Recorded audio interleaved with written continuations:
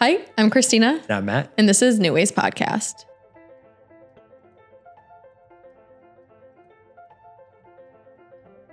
Today we are talking about grandma hobbies. Grandma hobbies, old people hobbies, and also just hobbies. Old people hobbies.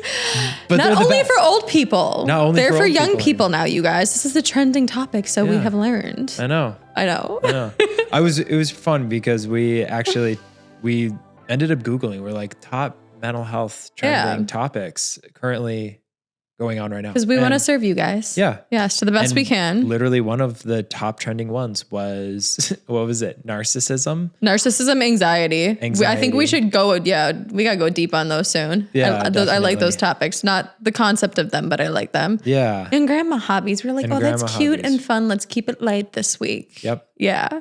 Oddly enough too, though, I was like, I think that's so funny that grandma hobbies is like a thing. Yeah. You know what I mean? So I know we kind of started this conversation in my living room, but Matt, tell me, what are your grandma hobbies? I love this for you. I like knitting cardigans, petting my cat. Ooh. I'm just kidding. I don't know. Eating dinner with your cat. Eating dinner with my kitty cat. I don't know if that's 50 kitty cats. No. Actually, for real. So looking at kind of like my quote unquote grandma hobbies when I was sort of deep diving this a little bit, I just realized it's everything that brings you mindfulness. Really? Yeah. Because they talked about very specific like knitting, coloring, art, like very like niche things. Mm-hmm. But I realized the majority of it all at the end of its day was just grounding and mindfulness. It's something that comes from those hobbies. Yeah. That comes from those hobbies. So yeah. So I think that was like, so for me, honestly, my favorite grandma hobby is a walk. Love a good walk. I get that. Yes, hands down. And then also coloring art. I'm actually working at a school right now and working with a kiddo. And we were sitting in art class the other day. And I was actually just making this like little clay pot. And it was a pinch pot. Mm-hmm. And I was just sitting there painting it. And I was like, wow, this is so therapeutic. Like I was so engrossed in it while my little kid was sitting next to me doing his, and we just had the best time, and it was just wonderful. It like brought so much joy to my day. Art therapy, baby. It's great. It is great.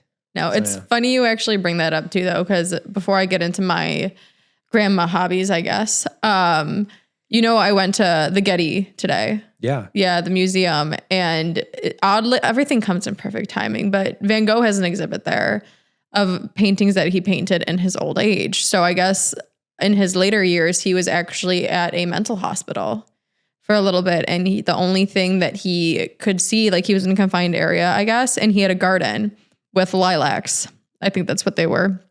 And that's what he started doing then, is he started painting the garden.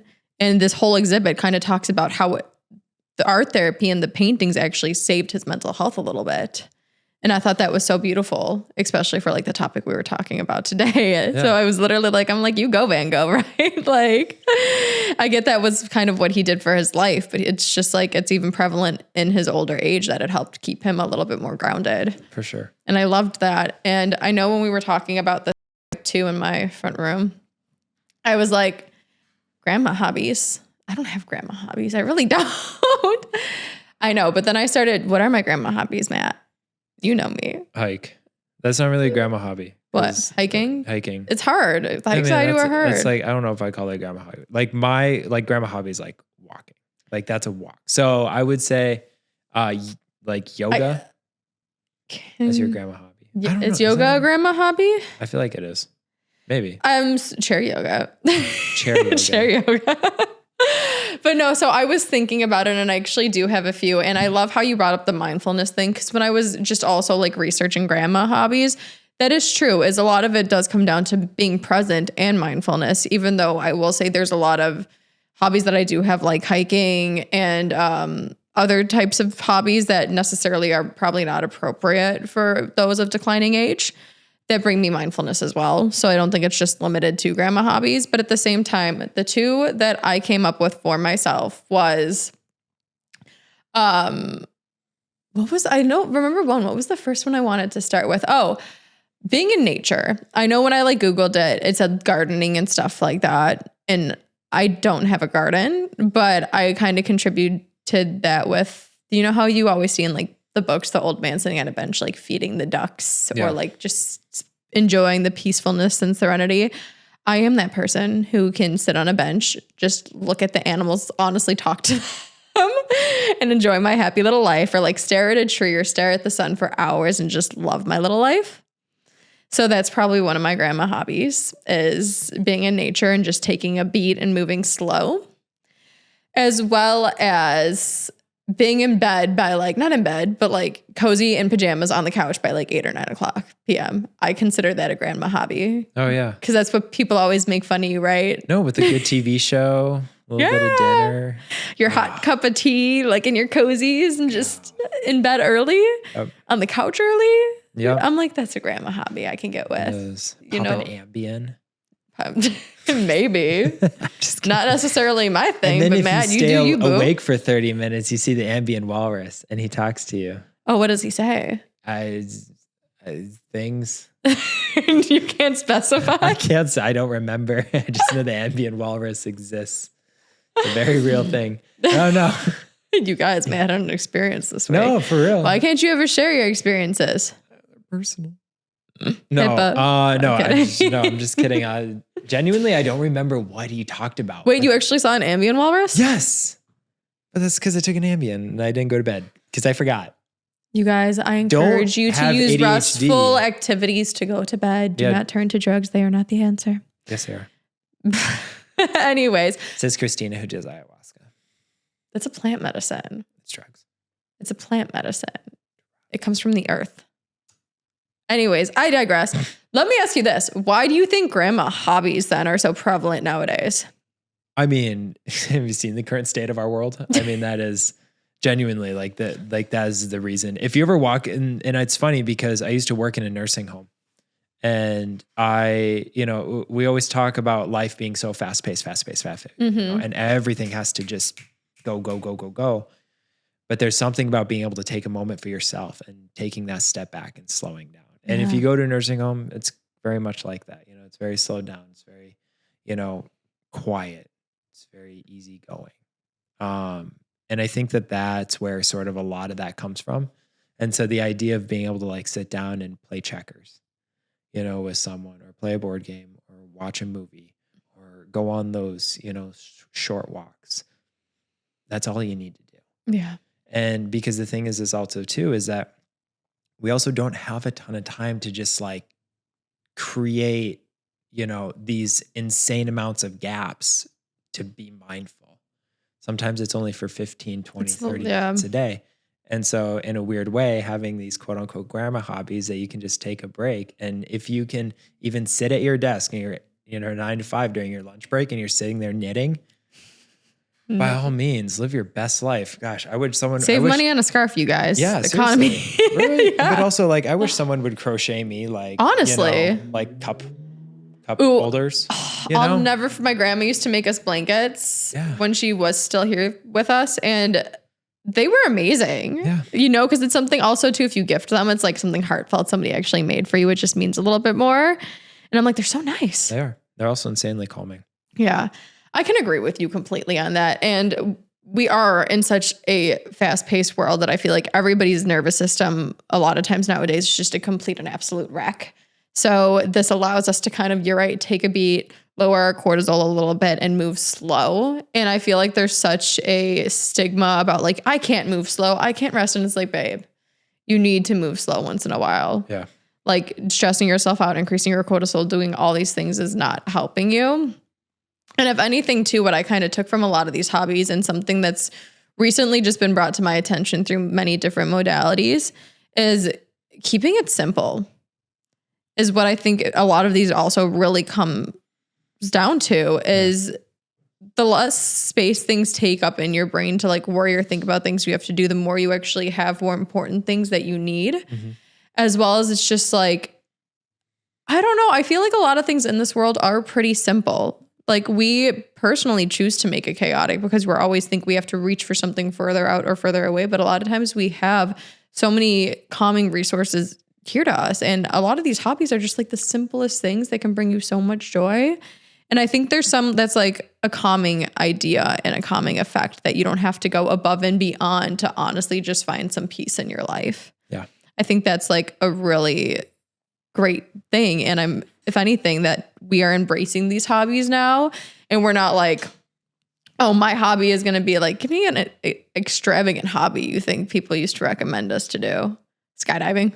I don't know. Extravagant hobby. Yeah. Jeez. I mean, has anyone ever like offered you an extravagant hobby that was like, oh, I mean, for me, I had someone offer me sailing. That was pretty extravagant. Yeah, like, that takes a lot of time and like. Yeah, like it wasn't like crazy. It wasn't those like huge. Your boats, hobbies don't have to be super impressive. Yeah. Who are you trying to impress over here? I'm trying to impress myself, and if I can take a beat for a moment, I got me. Yeah, you know. But I mean, yeah, sailing's a bit excessive. That was yeah, but that was a fun one. Yeah, I did that for a day. I want to know your extravagant hobby. Like, I want to know a hobby that you would do that is extravagant, or something that would be like jumping on planes last minute. Jumping out of planes last minute. Jumping on planes last minute. Okay, yeah, that is definitely extravagant. Yeah, I'm that person where it's just like within 72 hours or like 48 hours. Being like, go. Yeah, bye. That's a good one. Yeah, I mean it is, and don't get me wrong. And these are not grandma hobbies. No, that's not. But like, I do love that hobby, and it's honestly brought more joy to my life than stress. To be honest with you, I'm not gonna lie. Sometimes it is stressful though, and it fits my personality. But even like right now this year, I'm trying to embrace slowness a little bit more because I feel like last year I burnt myself out a little bit, and I'm trying not to do that.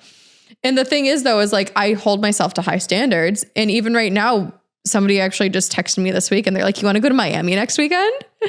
Old Christina would have been like, hell yes, let's go. And I'm like, yo, I know when I come back, I'm just going to be stressed because I do have other things to do. Like been traveling a lot over the past few years. I'm tired.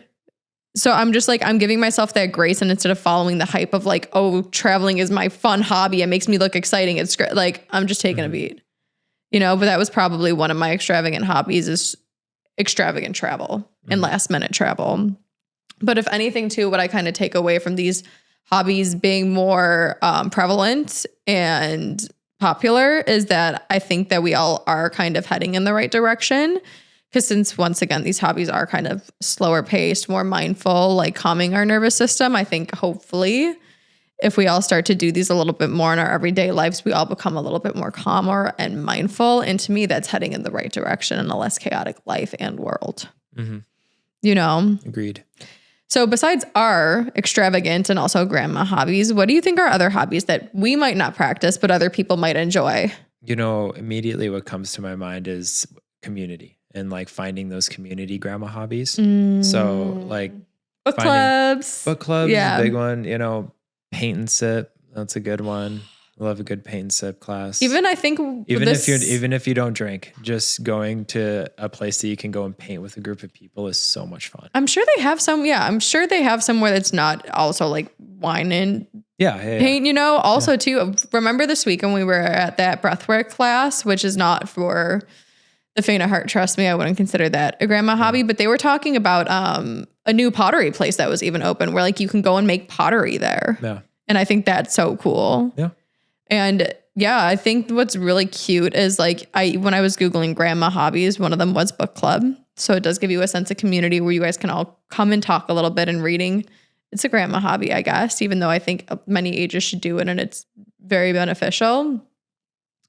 Another one was actually surprisingly is volunteering was one that came up. Oh, interesting. Yeah. Cause I mean, think about it though. A lot of like I hate using the word old. I do not like that, but, you would think that when you are retired, a lot of people do have more time on their hands, and we always do, unfortunately, hear the stories where it's like, I've lost some people in my life. I don't have as much fulfillment, and they start volunteering. And that's what brings people more joy and fulfillment. Yeah. So if it works for them, even if you are a young person, like, why not? We can all use a little bit more joy and fulfillment and connection these days. Sure. Yeah. So I love how you brought that aspect of community. Yeah. So yeah, I would definitely think book clubs came up. Puzzling too. Yeah, puzzles a big one. Yeah. Yep, chess club. Chess club. Do you play chess? I do. Yeah. Do you I'm really? not very good. Sam's like phenomenal at it, but I'm No, I'd like to say you can try. You get beat every single I've never played chess in my entire life. I've played checkers. Oh, that's fine. Yeah. Do you want to know what I think is so cool too? And I feel like this might not necessarily be a grandma hobby. Even though when I was researching this too, it says grandma hobbies actually improve fine motor skills. But you like to do Legos. I do. You and your boyfriend, Sam, love Legos. Yeah, it's our favorite fine motor skill. Yeah. Yeah. And it's super important too, because the thing is people lose that. People lose their fine motor skills if you don't use them. Like genuinely, please remember to like occasionally write.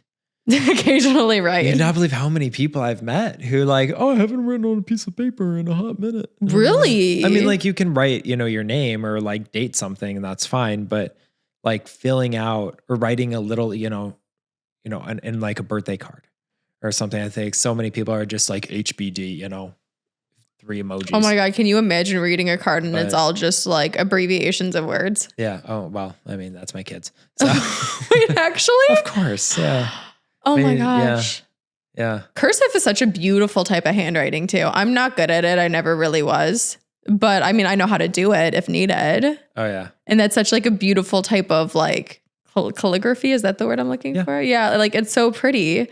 And I feel like even practicing that though, like we talk about painting and stuff. Like if you want to like rock out on some writing, like go ahead and do it. That seems like a mindfulness, like kind of grandma hobby to do. For sure.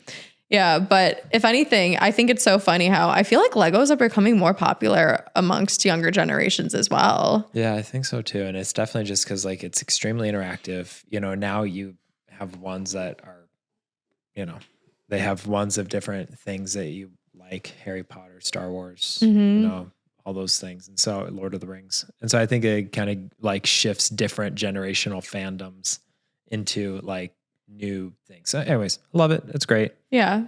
Build the Death Star. It's great. Thinking about it though, Have I'm fun. like, Legos is the new puzzling. It is. Because you puzzle, you create a picture. Legos, you just create a sculpture. Also, if you want to really know if you have a good partner or not, build Legos with them. Why? Just it forces you to communicate and like take action and like recognize when someone messes up and is it okay if they mess up? Oh yeah, no, it'll challenge your boundaries for sure. It's fun though. Sam and I love it. Yeah, but that's just because we care about each other. I'm like, oh, whatever.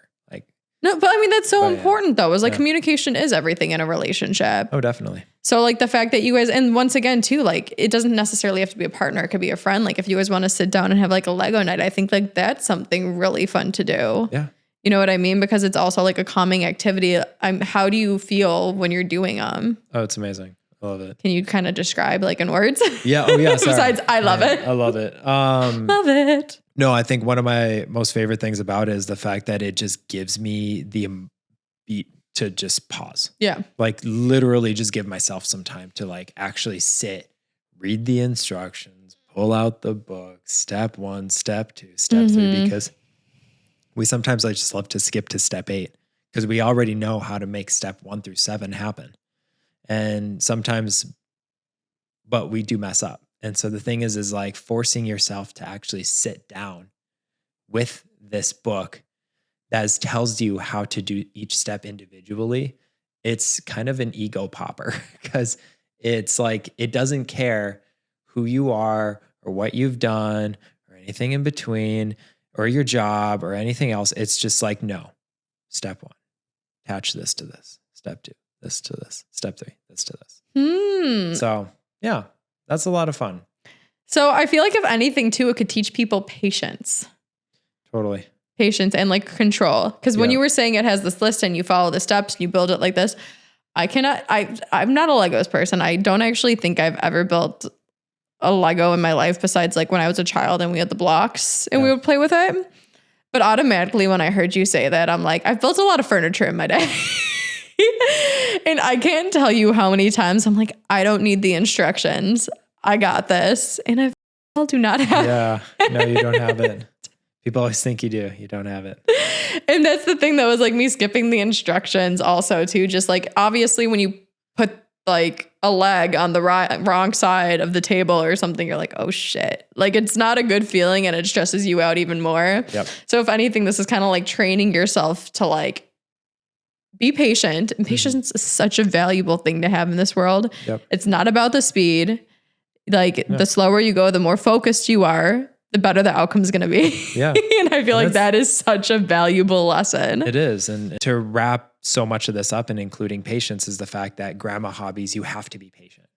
You have to give yourself that time, that second to breathe, that emotional, like just withdrawal into yourself and just say, okay, I got to find something that's going to be able to calm me down. And, you know, even if that's for 15, 20 minutes a day, live your best life. Enjoy it. Yeah. You know, do what you need to do. Can My we TV fix that turned really off. quick? Yay.